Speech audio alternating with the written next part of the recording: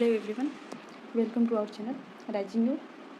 हम पेट के लिए हिंदी में समाज चैप्टर के एमसीक्यूज करेंगे। 25 क्वेश्चन करेंगे हम आज, और आप कमेंट बॉक्स में आंसर करते रहिए। चलिए स्टार्ट करते हैं।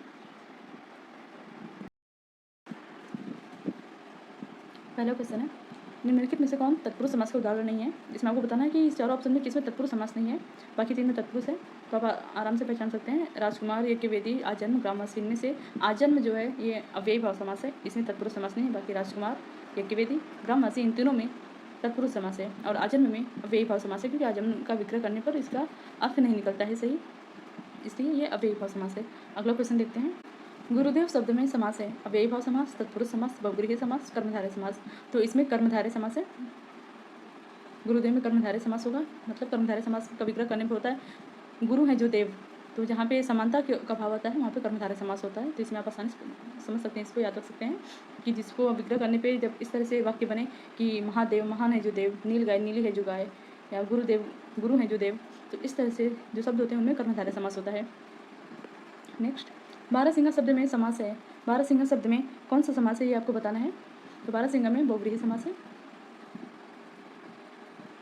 नेक्स्ट क्वेश्चन देखते हैं।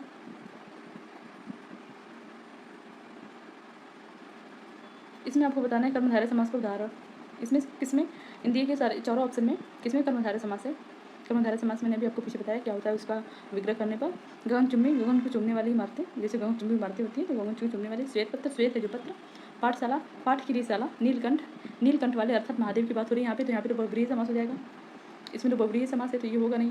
पाठशाला, पाठ के लिए शाला, तो यहाँ पे तत्पुरुष समास है, यहाँ पे तत्पुरुष है। गगनचुंबी, गगन को चूमने वाले, ये भी बहुव्रीहि समास है। श्वेत पत्र, श्वेत है जो पत्र, तो श्वेत पत्र, श्वेत है जो पत्र, इसमें है आपका कर्मधारय समास, बाकी सब अलग हैं। नेक्स्ट क्वेश्चन देखते हैं। परमानंद, परमानंद में आपको बताना है कौन सा समास है।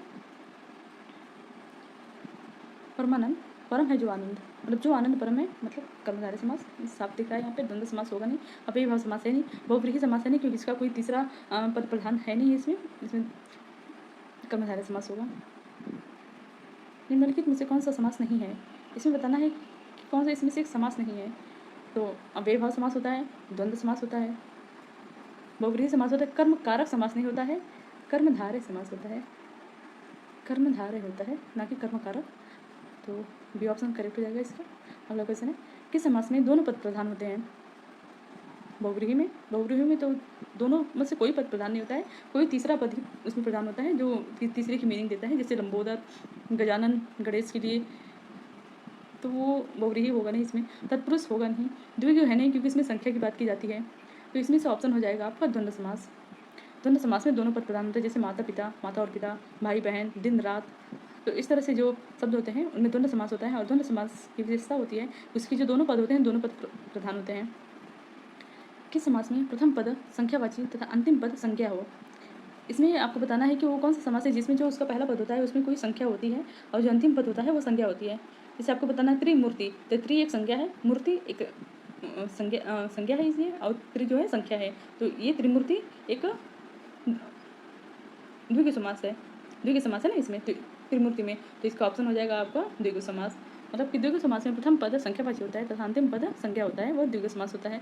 तत्पुरुष समास में विभक्ति आती है, द्वंद्व समास में और का लोप होता है, जैसे माता और पिता। अव्ययी भाव समास में उसका विग्रह करने पे कोई अर्थ नहीं निकलता है, सार्थक अर्थ नहीं निकलता है, तो वो अव्ययी भाव समास होता है। तो जिसमें प्रथम पद, जिस शब्द में प्रथम पद संख्या तथा दूसरा पद संज्ञा हो वो द्विगु समास होता है। महाजन, महाजन में कौन सा समास है। तो यहाँ पे कर्मधारय समास है, महान है जो जन, महाजन। अगला क्वेश्चन देखते हैं।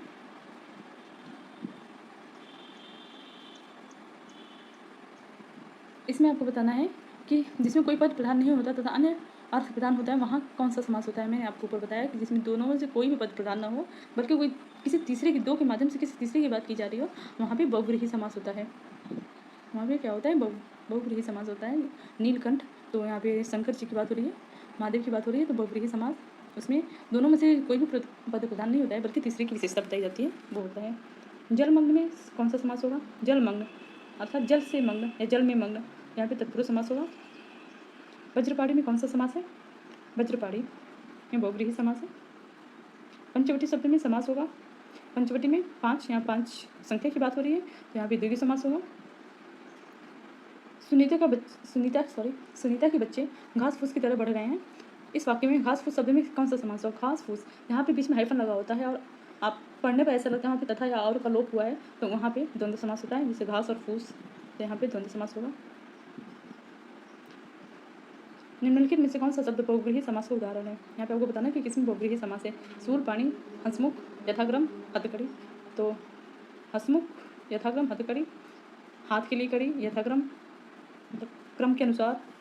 हंसमुख, जो हंसमुख होता है व्यक्ति उसके लिए हंसमुख है, जो हंसता हुआ मुख वो हंसमुख है। शूरपाणी, यहाँ पे शूरपाणी किसी तीसरी की विशेषता बता रहा है, इसलिए यहाँ पे बहुव्रीहि समास होगा। आप कमेंट बॉक्स में बताइए शूरपाणी किसको कहते हैं, इसका समानार्थी बताइए आप क्या होता है। इनमें से कौन सा शब्द द्विगु समास है? द्विगु समास मतलब जिसमें संख्या का बोध हो उसमें द्विगु समास होता है, जिसमें पहला पद संख्या होती है वो द्विगु समास होता है। तो चतुर्भुज, इसमें 4 भुजाओं वाला, 4 भुजा की बात हो रही है, तो यहाँ पे संख्या का बात हो रहा है, तो ये चतुर्भुज होगा द्विगु समास। प्रतिदिन शब्द में समास होगा। प्रतिदिन, दिन दिन, प्रतिदिन मतलब प्रत्येक दिन, तो इसका विग्रह करने पे कोई समानार्थक, कोई सार्थक शब्द अर्थ नहीं निकलता है, तो यहाँ पे अव्ययीभाव समास हो जाएगा। जिन समस्त पदों में पहला शब्द संख्यावाची हो और उससे समुदाय को बोध होता हो तो उसे कहते हैं। बहुत आसान है, अभी आपने ऊपर इसको किया, इसमें द्विगु समास होगा। 1 मिनट, द्विगु समास होगा, ये कह रहा है कि पहला शब्द संख्यावाची हो, उससे समुदाय का बोध होता हो, अर्थात जो दूसरा पद है वो संज्ञा होगा और पहला पद संख्यावाची है, तो द्विगु समास में ही ऐसा होता है। जिसमें पहला पद विशेषण हो और दूसरा शब्द विशेष से हो तो उससे कौन सा समास कहेंगे? तो ये कर्मधारय समास होता है। जैसे नील गाय, तो नील नीला, नीला विशेषण है, विशेषता बताता है, और गाय की विशेषता बताता है, गाय विशेष है इसमें, और जो नीला है वो विशेषण है, तो यहाँ पे कर्मधारय समास होगा। कर्मधारय में विशेषण और विशेष का संबंध होता है, पहला पद विशेषण होता है, दूसरा पद विशेष होता है, तो आप इस तरह से भी पहचान सकते हैं। फिर इसका विग्रह करेंगे, जब किसी शब्द दिए हुए शब्द का विग्रह करेंगे तो उसमें जब समानता बताता है या विशेषता बताता है, जैसे नीली है वो जो गाय, तो गाय की विशेषता बता रही है कि वो गाय नीली है, तो ऐसे शब्दों में कर्मधारय समास होता है।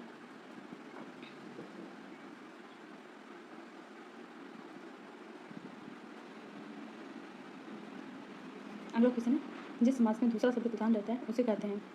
जिसमें पहले पद की नहीं दूसरे पद की प्रधानता होती है उसे उसमें कौन सा समास होता है, आपको बताना है, तो उसमें तत्पुरुष समास होता है। जिसमें जैसे पाठशाला, पाठ के लिए शाला, तो यहाँ पे एक पाठालय घर की बात हो रही है, जहाँ पे पढ़ाया जाता है, तो शाला में, स्कूल में, विद्यालय में पढ़ाया जाता है, तो विद्यालय की वो पद प्रधान है क्योंकि वहाँ पे पढ़ाया जाता है, तो यहाँ पे तत्पुरुष समास होगा। तो जिस समास में दूसरा शब्द प्रधान रहता है वहाँ पे तत्पुरुष समास होता है। कृष्ण और सुदामा गुरु भाई थे, तो जो गुरु भाई शब्द है इसमें कौन सा समास है, ये आपको बताना है। तो तत्पुरुष समास हुआ, गुरु भाई थे, गुरु के भाई थे। अगला है, लड़की चौलोड़ी पहने हैं। चौलोड़ी में बताना है आपको कौन सा समास है, तो यहाँ पे लड़कियों की बात हो रही है, तो 4 लड़कियाँ हैं, तो वो आप आसानी से पहचान सकते हैं, इसमें द्विगु समास होगा क्योंकि यहाँ पे संख्या का है। द्विगु समास और द्वंद्व समास को पहचानना बहुत ही आसान होता है, आप उसे एक नज़र में पहचान सकते हैं देख के। जिस समास के दोनों ही पद प्रधान होते हैं उसे क्या कहते हैं? जिस समास में दोनों पद प्रधान होंगे उसे कहेंगे, ऐसे से मिलता जुलता एक क्वेश्चन हमने भी पहले किया, द्वंद्व समास होगा। माता और पिता, दिन और रात, सुख और दुख।